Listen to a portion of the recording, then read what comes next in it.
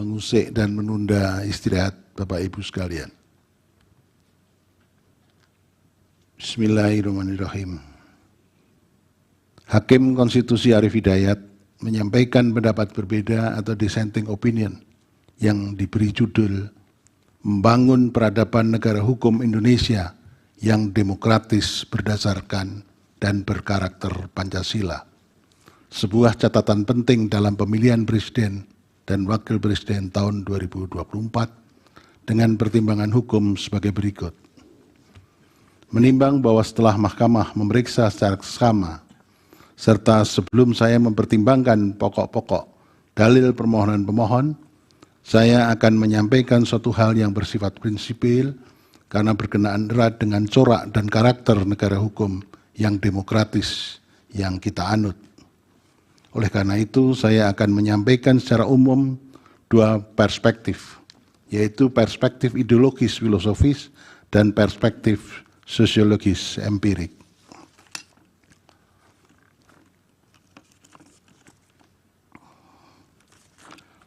Perspektif ideologis filosofis.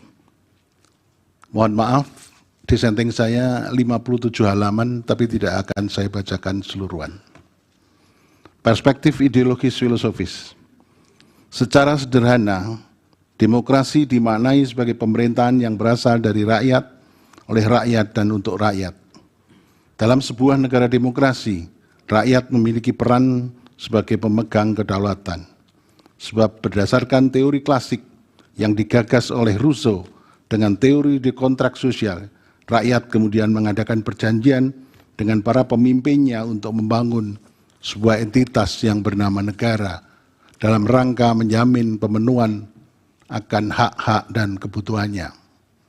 Dalam konteks keindonesiaan, Forum BPUPKI dan PPKI boleh dikatakan sebagai miniatur perwujudan kontrak sosial yang merupakan tempat berkumpul seluruh komponen bangsa dari berbagai suku, daerah, dan golongan yang tersebar dari Sabang hingga Merauke untuk membahas pembentukan sebuah entitas negara, yakni negara Indonesia, dalam sebuah hukum dasar yang kita kenal sebagai konstitusi yang memuat aturan-aturan main dalam penyelenggaraan negara Indonesia yang akan dibentuk.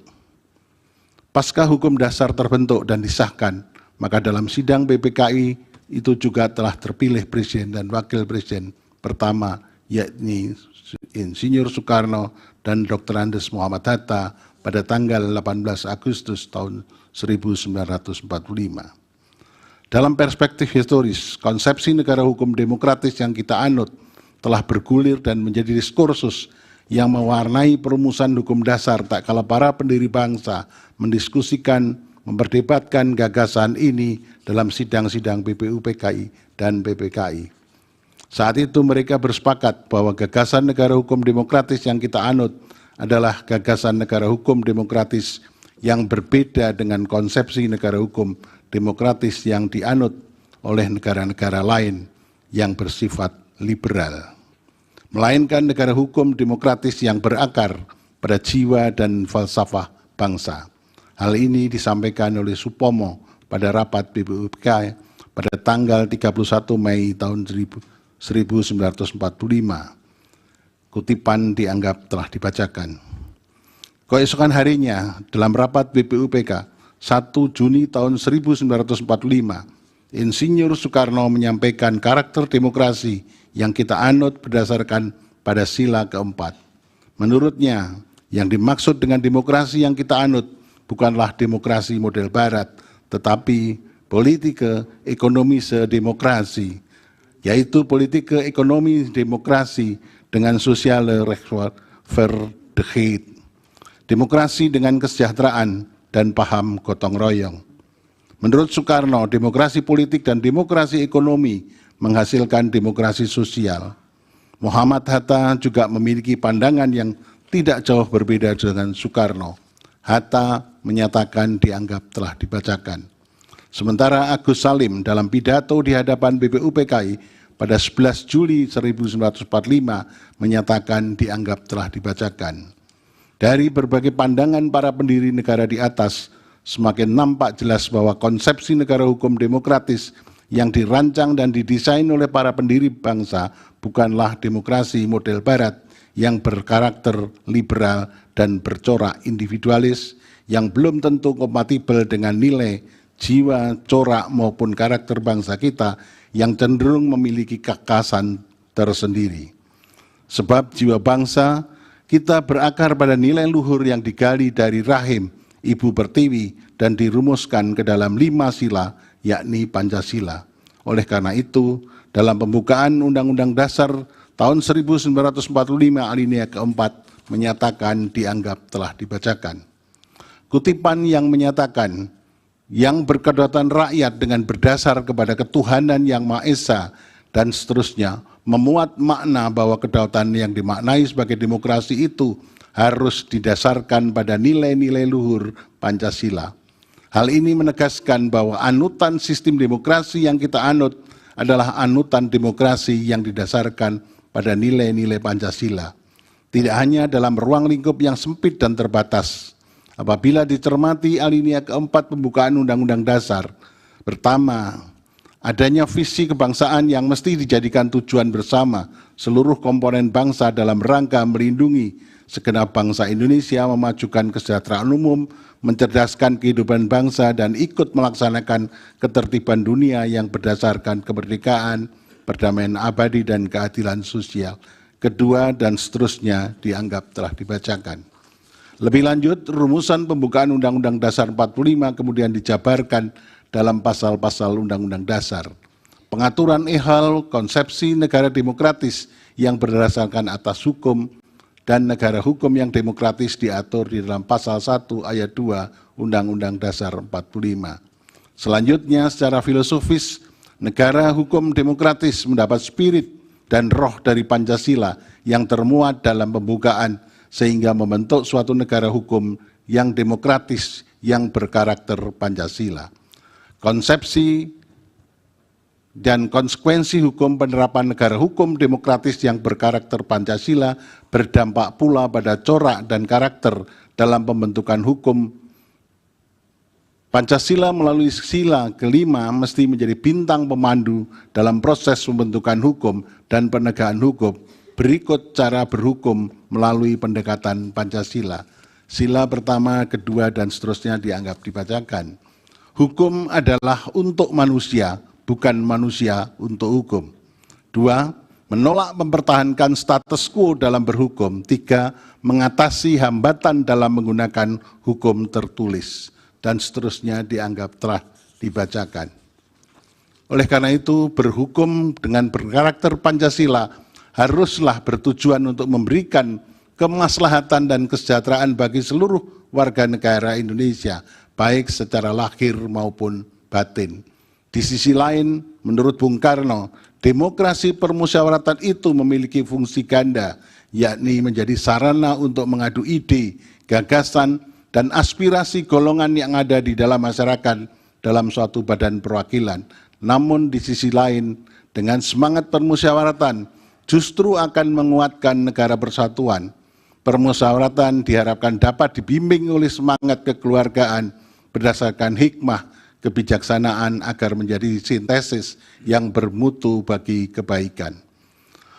Perwujudan dari demokrasi permusyawaratan dimanifestasikan pada penyelenggaraan pemilu yang demokratis, sebab salah satu ciri negara demokratis yang berlandaskan hukum yang paling kentara dan menjadi pembeda antara negara demokrasi dengan negara non-demokrasi adalah adanya pemilihan umum yang adil dan dilaksanakan secara periodik untuk bertujuan memilih para wakil rakyat dan duduk di parlemen maupun memilih presiden dan wakil presiden sebagai penyelenggara pemerintahan ataupun pada tataran lokal memilih kepala daerah.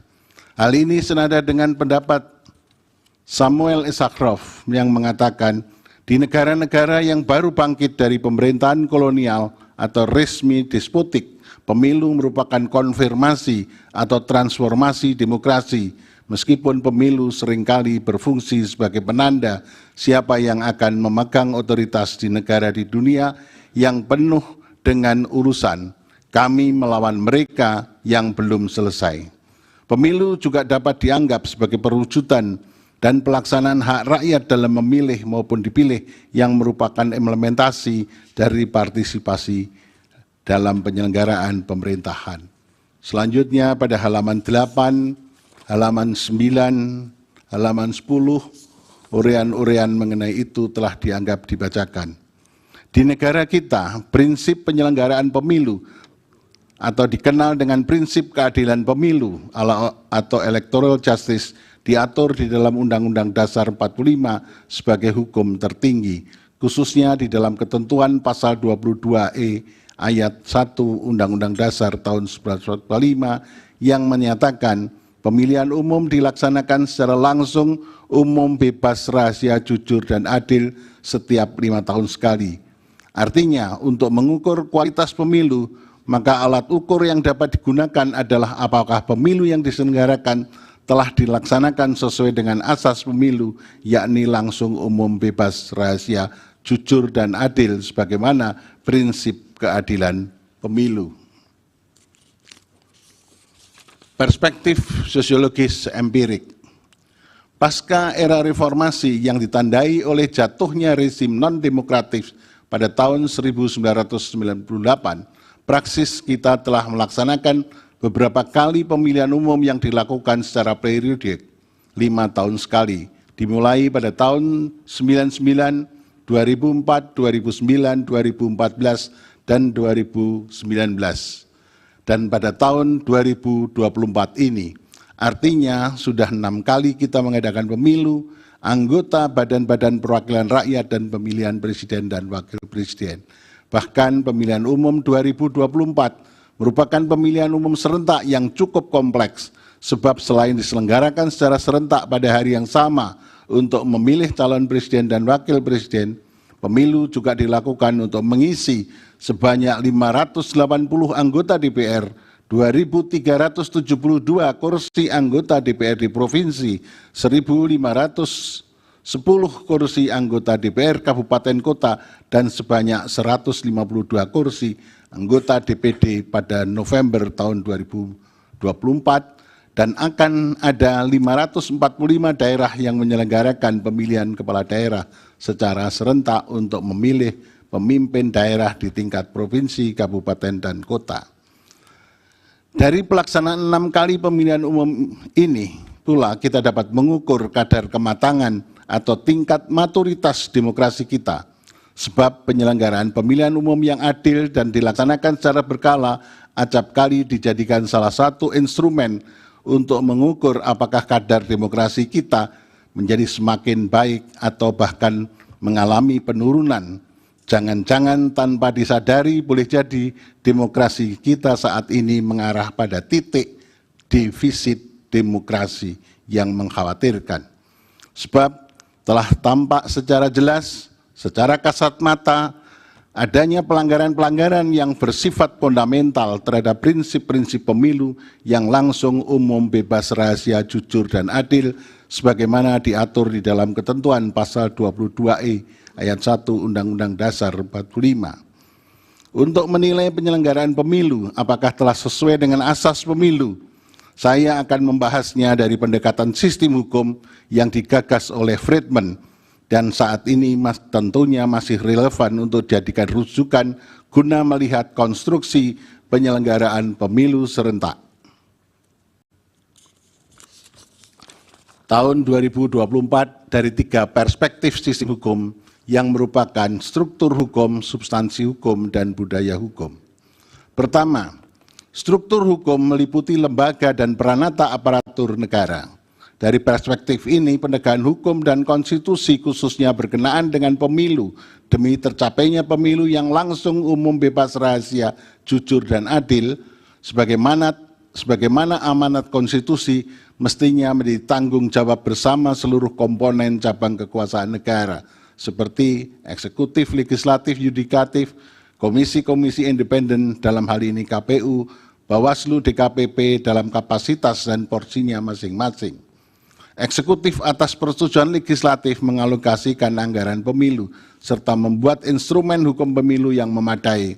Sementara itu KPU bersama lembaga penyelenggara pemilu lainnya seperti Bawaslu dan DKPP bertugas menyelenggarakan pemilu secara proporsional dan adil. Kepolisian dan aparat keamanan bertugas untuk menjaga agar suasana penyelenggaraan pemilu berlangsung kondusif, tertib, dan aman. Adapun sengketa hasil pemilu diselesaikan secara hukum melalui Mahkamah Konstitusi. Dalam menjalankan fungsi tersebut, setiap organ negara haruslah tunduk pada prinsip konstitusionalisme yang ditentukan dalam konstitusi dan dipagari oleh prinsip saling mengawasi, saling mengimbangi antar cabang kekuasaan negara hanya untuk memastikan bahwa setiap tindakan, prosedur, dan keputusan yang terkait dengan proses pemilu sejalan dengan hukum konstitusi, sehingga tercipta tujuan bernegara sebagaimana alinea keempat pembukaan Undang-Undang Dasar tahun 1945. Tidak boleh ada peluang sedikit pun bagi cabang kekuasaan tertentu untuk cawe-cawe dan memihak batasi oleh paham konstitusionalisme dan dipagari oleh rambu-rambu kompositif, moral, dan etika. Apa yang dilakukan oleh pemerintah presiden dengan segenap struktur politik kementerian dan lembaga dari tingkat pusat hingga level daerah telah bertindak partisan dan memihak calon pasangan tertentu. Tindakan ini secara jelas telah menciderai sistem keadilan pemilu yang tidak termuat tidak hanya di dalam berbagai instrumen hukum internasional, tetapi juga diadopsi secara jelas dalam pasal 22E ayat 1 Undang-Undang Dasar 45 yang mensyaratkan bahwa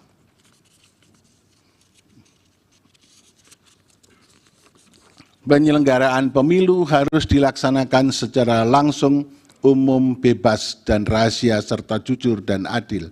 Pada titik inilah pemerintah telah melakukan pelanggaran pemilu secara terstruktur dan sistematis.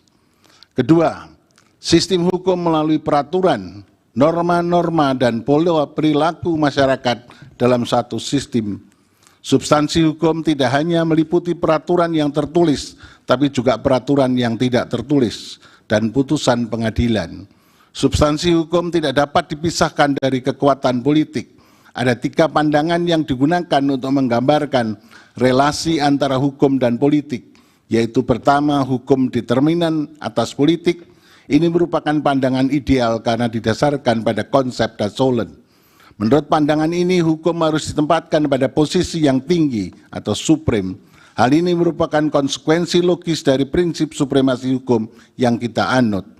Kedua, politik determinan atas hukum. Pandangan ini didasarkan pada konsep Dasein, sehingga hukum dikonsepsikan sebagai undang-undang yang dibuat oleh lembaga legislatif.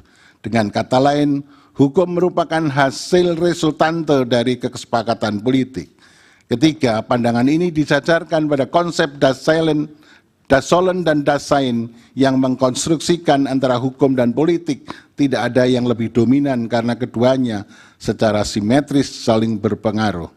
Apabila politik ditandai sebagai kekuasaan, maka politik tanpa hukum adalah sewenang-wenang, sedangkan hukum tanpa politik adalah angan-angan dan mandul. Konfigurasi politik amat menentukan karakter produk hukum yang dihasilkan. Di negara yang konfigurasi politiknya demokratis, maka produk hukum yang dihasilkan cenderung berkarakter responsif atau populistik. Sedangkan di negara yang konfigurasi politiknya otoriter, maka produk hukum yang dihasilkan cenderung ortodok atau konservatif. Mengapa saya katakan cenderung? Karena ternyata kita tidak bisa memandang secara mutlak, secara hitam dan putih. Dalam praktiknya tidak ada satupun negara yang dapat mengikuti bentuk teoritis secara utuh atau penuh. Artinya boleh jadi di negara yang konfigurasinya politik otoriter terdapat karakter produk hukum yang responsif, begitu juga sebaliknya di negara yang konfigurasi politiknya demokratis terdapat karakter produk hukum yang ortodok. Oleh karenanya dalam proses pembuatan hukum, khususnya hukum pemilu, perlu memberikan peran dan partisipasi masyarakat sehingga produk hukum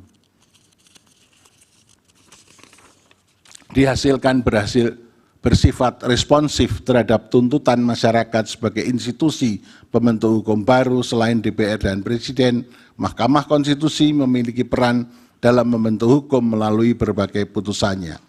Ketiga, budaya hukum merupakan gambaran dari sikap mental dan perilaku terhadap hukum, serta keseluruhan faktor-faktor yang menentukan bagaimana sistem hukum memperoleh tempat yang sesuai dan dapat diterima oleh warga masyarakat dalam kerangka budaya masyarakat. Poin yang terakhir ini berkaitan erat dengan kultur berhukum dan berkonstitusi dalam negara kita. Selama ini pembangunan hukum di negara kita amat lemah pada aspek ini, bahkan cenderung diabaikan. Dampak pengabaian ini dapat kita rasakan sekarang, misalnya dalam kasus pemilu. Pasca perubahan sistem pemilu yang semula tidak langsung menjadi langsung, di satu sisi sistem pemilu dan pemilu kada langsung telah memposisikan rakyat sebagai pemegang kedaulatan, memiliki kewenangan menentukan calon pemimpinnya melalui mekanisme pemilihan umum yang langsung, umum, bebas, dan rahasia. Namun di sisi lain, kultur dan mental dalam kondisi yang belum siap tak kalah menghadapi gempuran, serangan perlinsos, bansos, bantuan langsung tunai, dan semacamnya yang intensif dengan melibatkan suprastruktur politik tertinggi, yakni pemerintah yang bertindak dan bersikap partisan terhadap pasangan calon tertentu. Mencermati dan memaknai penyelenggaraan pemilu serentak tahun 2024 yang secara umum amat berbeda dari penyelenggaraan pemilu pada tahun 99, 2004, 2009, dan 2014, serta 2019. Perbedaan ini terletak pada adanya dugaan intervensi kuat dari sentral cabang kekuasaan eksekutif yang cenderung dan secara jelas mendukung calon tertentu dengan segenap infrastruktur politiknya. Anggapan bahwa presiden boleh berkampanye merupakan justifikasi yang tidak dapat diterima oleh nalar yang sehat dan etika yang peka.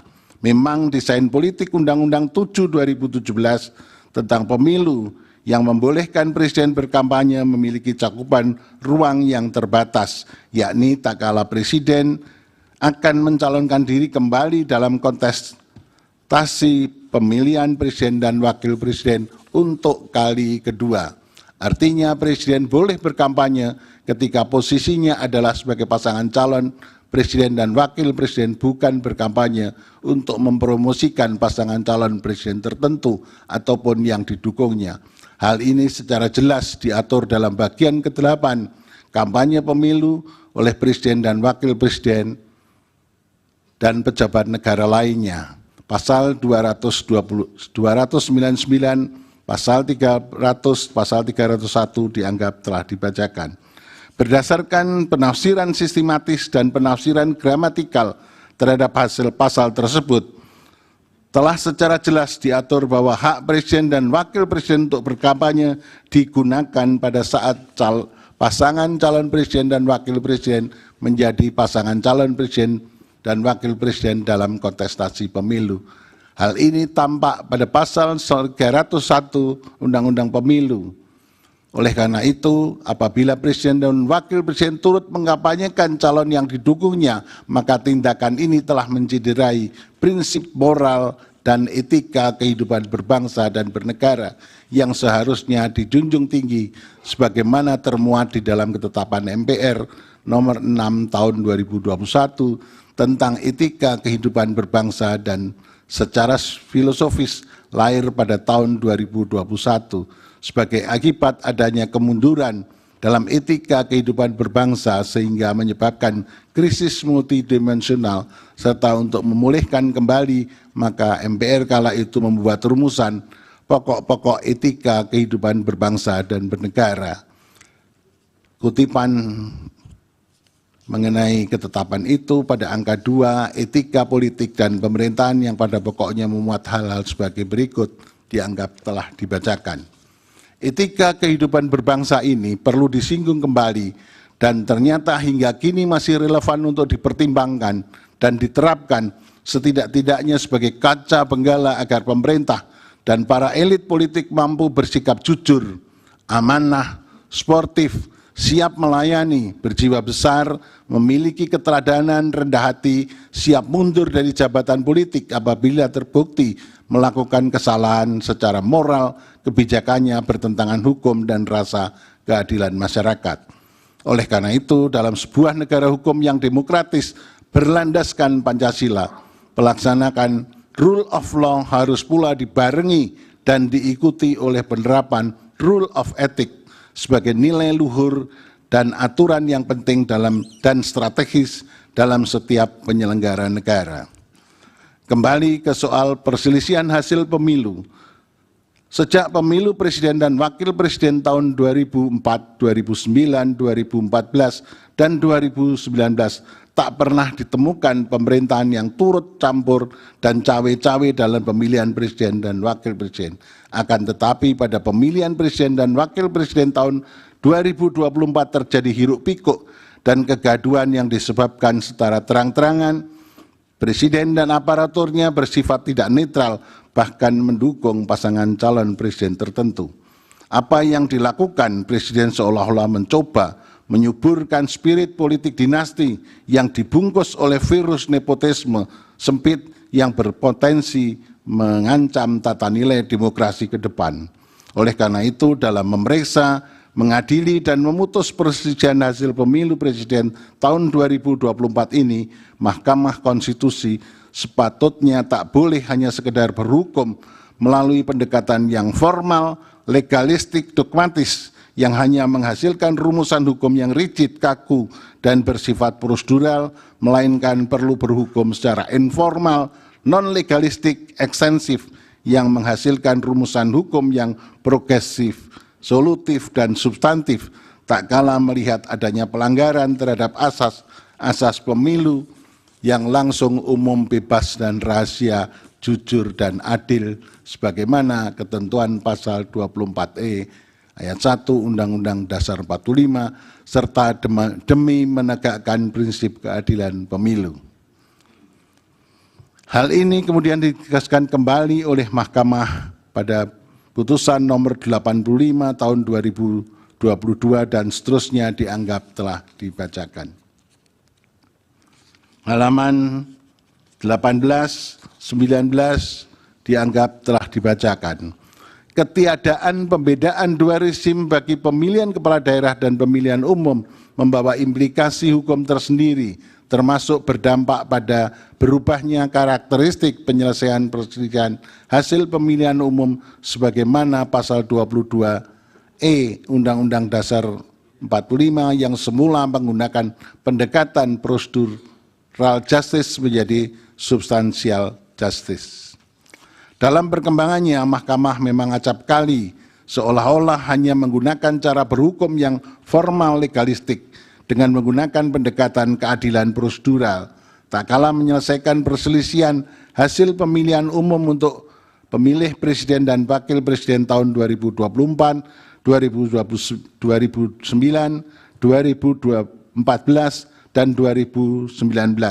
Sebab tidak ada kebutuhan atau urgensi yang memaksa Mahkamah untuk keluar dari paradigma keadilan prosedural.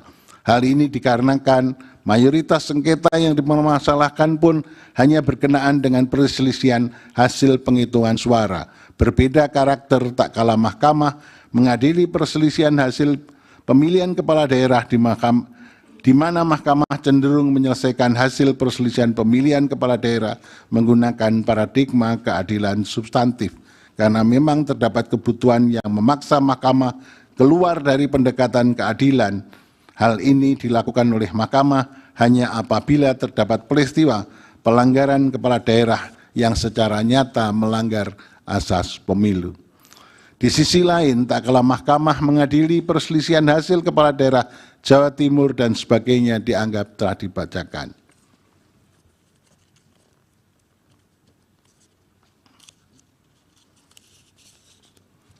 Pada titik ini, Mahkamah tidak hendak menjadikan dirinya sebagai peradilan pidana atau peradilan perdata.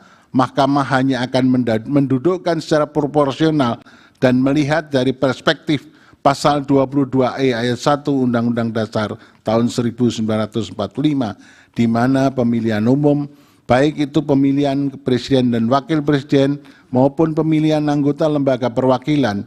Pemilihan kepala daerah harus dilaksanakan secara umum, bebas, rahasia, jujur, dan adil. Oleh karena itu, permohonan para pemohon pada dasarnya masih termasuk ke dalam ruang lingkup kewenangan mahkamah. Pemilu juga harus dilaksanakan sesuai dengan prinsip pemilu yang menyatakan tidak seorang pun boleh diuntungkan oleh penyimpangan dan pelanggaran yang dilakukan dan tidak seorang pun boleh dirugikan oleh penyimpangan dan pelanggaran yang dilakukan oleh orang lain. Dalam konteks pembuktian, dalam perkara perselisihan hasil pemilihan umum, khususnya pemilihan umum, pemilihan presiden dan wakil presiden, beban pembuktian pada awalnya berada pada pihak pemohon. Namun, jika pihak termohon dan pihak terkait membantah, maka beban pembuktian akan bergeser pada keduanya. Disinilah terjadi peralihan beban pembuktian, shifting the burden proof. Sebab dalam perselisihan hasil pemilihan presiden dan wakil presiden, selain waktu penyelesaiannya terbatas atau speedy trial, juga karena pada dasarnya data itu sendiri dikuasai oleh penyelenggara pemilu, dalam hal ini KPU dan Bawaslu.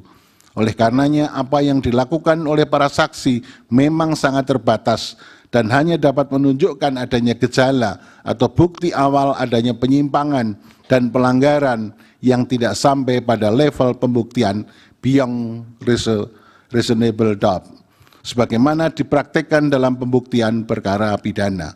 Oleh karena itu, paradigma pembuktian dalam derajat beyond reasonable doubt tidak tepat dan tidak dapat dipraktikkan dalam peradilan pemilu in casu Mahkamah Konstitusi. Sementara itu, pada pendapat berbeda, kali ini saya secara khusus akan memberikan catatan dalam penyelenggaraan pemilu presiden tahun 2024. Berdasarkan urean pertimbangan tersebut di atas sebagai berikut. 1. Demokrasi yang kita anut adalah demokrasi Pancasila, yang artinya pelaksanaan demokrasi yang didasarkan pada nilai-nilai luhur Pancasila.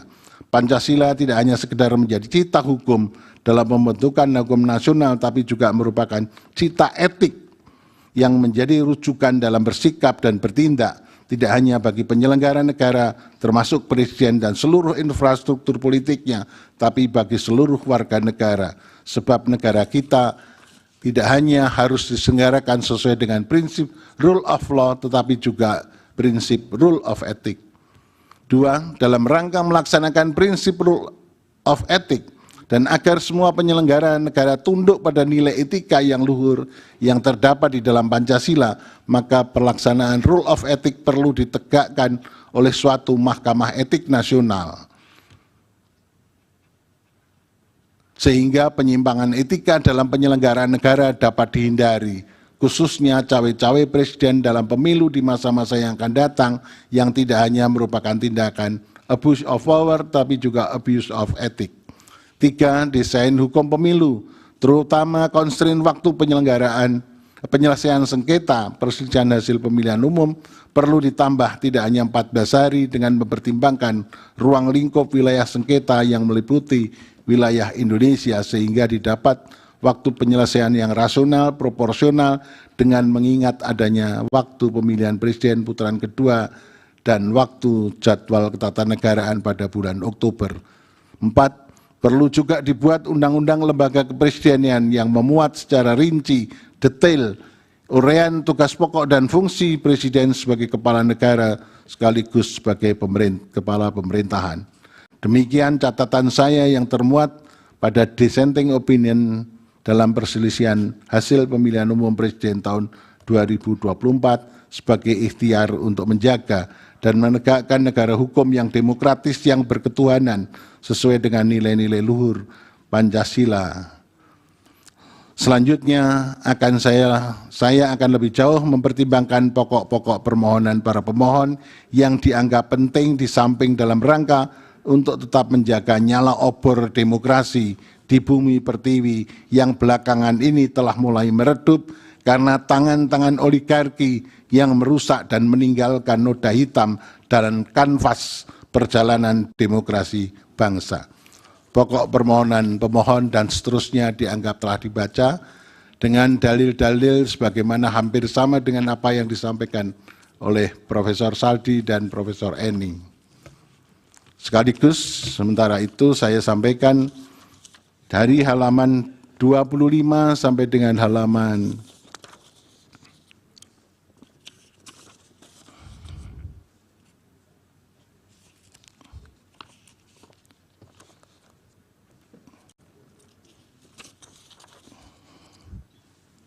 54 dianggap telah dibacakan.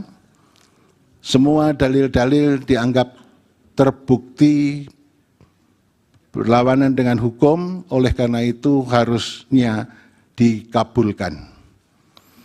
Konklusi, Mahkamah Konstitusi semestinya berwenang untuk mengadili, kemudian eksepsi termohon dan pihak terkait tidak dapat diterima dalam pokok permohonan, mengabulkan permohonan untuk sebagian, memerintahkan untuk dilakukan pemilihan suara ulang di provinsi yang terbukti, Provinsi DKI, Provinsi Jawa Barat, Provinsi Jawa Tengah, Provinsi Jawa Timur, Provinsi Bali, dan Provinsi Sumatera Utara.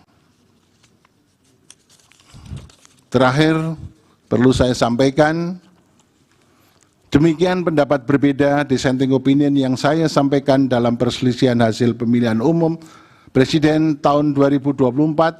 Hal ini saya lakukan sebagai wujud tanggung jawab moral dan penilaian profesional atau professional judgment sebagai seorang hakim konstitusi sekaligus sebagai akademisi yang independen yang memutus sesuai dengan kewenangan serta kemampuan dan kapabilitasnya yang kelak akan saya pertanggungjawabkan kehadirat Tuhan Yang Maha Esa, Allah Subhanahu wa Ta'ala, sebagaimana sumpah saya sebagai seorang hakim yang perlu saya bacakan pada kesempatan ini.